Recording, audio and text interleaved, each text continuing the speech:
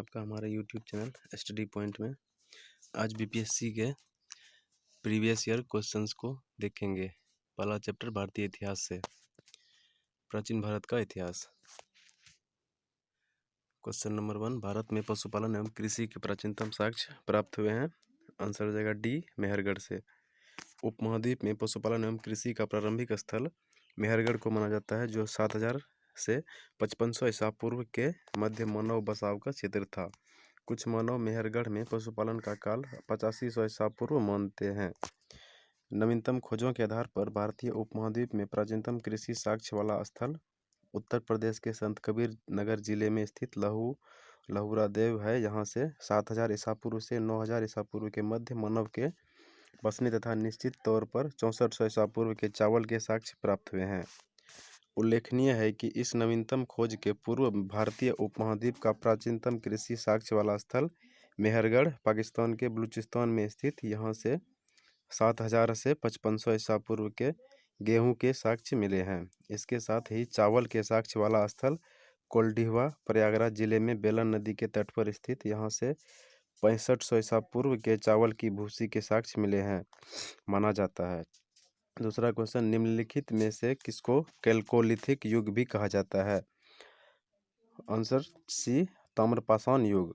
ताम्रपाषाण युग को कैल्कोलिथिक युग भी कहा जाता है। जिन संस्कृतियों में तांबे के औजारों के साथ ही पत्थर के बने हुए उपकरणों का प्रचलन मिलता है, उन्हें प्रायः ताम्रपाषाणिक संस्कृतियां कहा जाता है। क्वेश्चन नंबर 3, हड़प्पा में मिट्टी के बर्तनों पर सामान्यतः किस रंग का उपयोग हुआ था? आंसर ए हो जाएगा लाल। हड़प्पा निवासी मिट्टी के बर्तनों का व्यापक पैमाने पर निर्माण करते थे। प्रारंभिक हड़प्पा सभ्यता में पैर से चालित चाक का प्रयोग किया जाता था। परिपक्व हड़प्पा के दौर में हाथ से चालित चाकों का प्रयोग किया जाने लगा था। डिजाइन के आधार पर इन बर्तनों की दो श्रेणियां थीं, एक तो बिना डिजाइन वाले बर्तन तथा दूसरे चित्रित मृदभांड। मृदभांडों को बनाने वाली मिट्टी में रेत का मिश्रण किया जाता था, जिनको पकाने पर यह हल्के भूरे लाल रंग का रूप ग्रहण कर लेती थी। इन मृदभांडों के ऊपरी हिस्से में लाल रंग की पुताई कर दी जाती थी तथा निचले हिस्से में काले रंग से विभिन्न प्रकार की चित्रकारी की जाती थी। चौथा क्वेश्चन, सिंधु सभ्यता निम्नलिखित में से किस युग में पड़ता है? आंसर हो जाएगा डी, आद्य ऐतिहासिक काल। ऐतिहासिक काल का निर्धारण पठनीय लेखन कला के ज्ञान के आधार पर किया जाता है। लेखन कला के ज्ञान से पहले का कालखंड प्रागैतिहासिक कालखंड होता है। भारतीय इतिहास में 2500 बीसी से 600 बीसी का कालखंड आद्य ऐतिहासिक माना गया है। सैंधव सभ्यता आद्य ऐतिहासिक काल की सभ्यता है, क्योंकि यहाँ पर लेखन कला का ज्ञान तो है परंतु अभी तक इसे पढ़ा नहीं जा सका है। पांचवा क्वेश्चन, सिंधु घाटी सभ्यता का सबसे महत्वपूर्ण विशेषता क्या है? पक्की ईंट से बना इमारत। सिंधु घाटी सभ्यता की प्रमुख विशेषता नगर नियोजन को माना जाता है। यहाँ नगर और कस्बे एक निश्चित योजना के अनुसार बसाए जाते थे। पक्की ईंट से बनी इमारतों में मोहनजोदड़ो का विशाल स्नानागार व अन्नागार प्रमुख है। इनकी सतह पक्की ईंटों की है, जिसे जिप्सम तथा मोर्टार द्वारा जोड़ा गया है। छठा क्वेश्चन, निम्नलिखित में से कौन सा एक हड़प्पा का बंदरगाह है? Answer B, Lothal. हड़प्पा नगर लोथल गुजरात के अहमदाबाद जिले में भोगवा नदी के किनारे स्थित है। यहाँ की सर्वाधिक महत्वपूर्ण उपलब्धि हड़प्पाकालीन बंदरगाह है। सातवां क्वेश्चन, निम्न में से किस हड़प्पाकालीन स्थल से टेराकोटा का हल प्राप्त हुआ है? आंसर बी, बनावली। हरियाणा के फतेहाबाद जिले में स्थित बनावली से टेराकोटा का हल प्राप्त हुआ है। क्वेश्चन नंबर 8, निम्नलिखित में से कौन हड़प्पा और मोहनजोदड़ो के उत्खनन से संबंधित नहीं थे? वी.ए. स्मिथ। वर्ष 1921 में दयाराम साहनी ने हड़प्पा का सर्वेक्षण किया। वर्ष 1926 से 27 से वर्ष 1933 से 34 में माधोस्वरूप वत्स हड़प्पा के उत्खनन कार्य से संबंधित रहे। मोहनजोदड़ो की खोज सर्वप्रथम वर्ष 1922 में राखालदास बनर्जी ने की तथा इसके पुरातात्विक महत्व की और ध्यान आकर्षित किया। इनके अतिरिक्त कुछ अन्य विद्वान के.एन. दीक्षित, अर्नेस्ट मैके, आर.एल. स्टीन, ए. घोष, जे.पी. जोशी आदि ने भी इस सभ्यता की खोज में महत्वपूर्ण योगदान दिया। अतः स्पष्ट है कि वीए इसमें हड़प्पा सभ्यता की खोज से संबंधित नहीं रहे, बल्कि ये भारतविद एवं कला इतिहासकार के रूप में प्रसिद्ध थे। 9वां क्वेश्चन, बोगाज-कोई का महत्व इसलिए है, आंसर ए हो जाएगा, वहाँ जो अभिलेख प्राप्त हुए उनमें वैदिक देवी एवं देवताओं का वर्णन मिलता है। बोगाज-कोई एशिया माइनर से 14वीं शताब्दी ईसा पूर्व के कुछ अभिलेख मिले हैं। इस अभिलेख में ऐसे राजाओं का उल्लेख आया है जिनके नाम आर्यों जैसे थे और जो संधियों के साक्षियों तथा रक्षा के लिए इंद्र, मित्र, वरुण एवं नासत्य देवताओं का आह्वान करते थे। इससे ज्ञात होता है कि वैदिक आर्य ईरान से होकर ही भारत में आए होंगे। क्वेश्चन नंबर 10, प्रसिद्ध 10 राजाओं का युद्ध किस नदी के तट पर लड़ा गया था? Answer D, परुस्नी। दशराग्य युद्ध या 10 राजाओं का युद्ध परुस्नी नदी वर्तमान में रावी के तट पर लड़ा गया, जिसमें भरतों के राजा सुदास ने 10 राजाओं के एक संघ को हराया।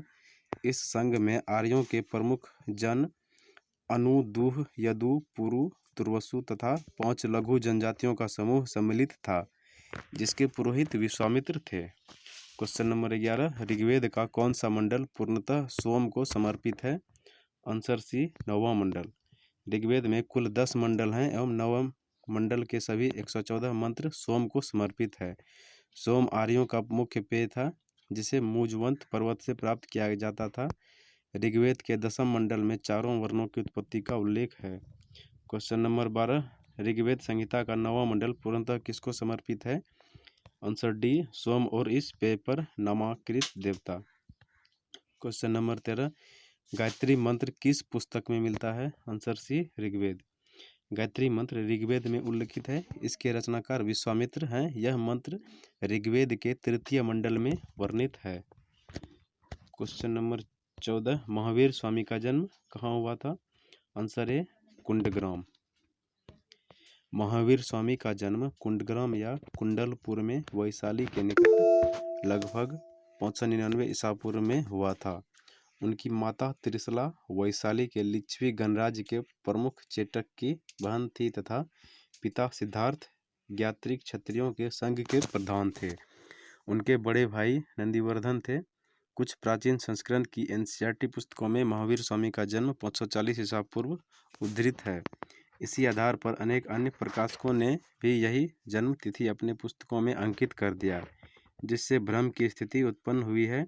महावीर स्वामी की सही जन्म तिथि 599 ईसा पूर्व ही उचित है, क्योंकि महावीर स्वामी महात्मा बुद्ध के पहले के काल के हैं। महात्मा बुद्ध का जन्म 563 ईसा पूर्व है।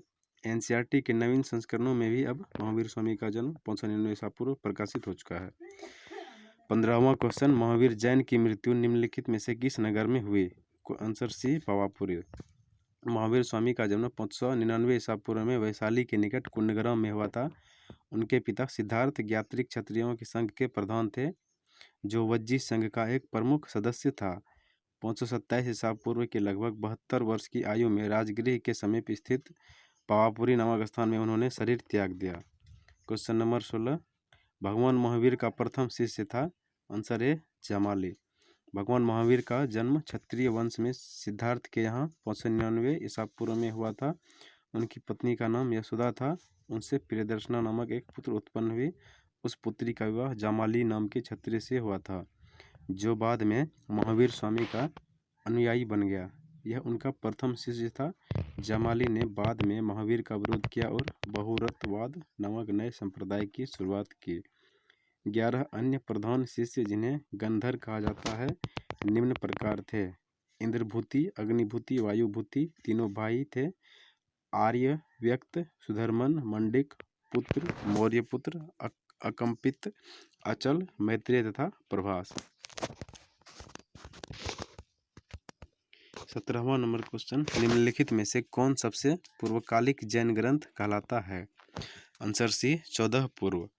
14 पूर्व प्राचीनतम जैन ग्रंथ है। अंतिम नंद राजा के समय में संभूत विजय तथा भद्रबाहु संघ के अध्यक्ष थे तथा ये ही महावीर द्वारा प्रदत्त 14 पूर्वों के विषय में जानने वाले अंतिम व्यक्ति थे। 12 अंग में जैन सिद्धांतों का संकलन प्रथम जैन सभा में किया गया था। 18वां नंबर क्वेश्चन, महात्मा बुद्ध ने अपना पहला धर्म चक्र प्रवर्तन किस स्थान पर दिया था? आंसर बी, सारनाथ में। 6 वर्षों की साधना के पश्चात 35 वर्ष की अवस्था में वैशाख पूर्णिमा की रात्रि को एक पीपल के वृक्ष के नीचे गौतम बुद्ध को ज्ञान प्राप्त हुआ था। ज्ञान प्राप्ति के बाद ही वे बुद्ध कहलाए।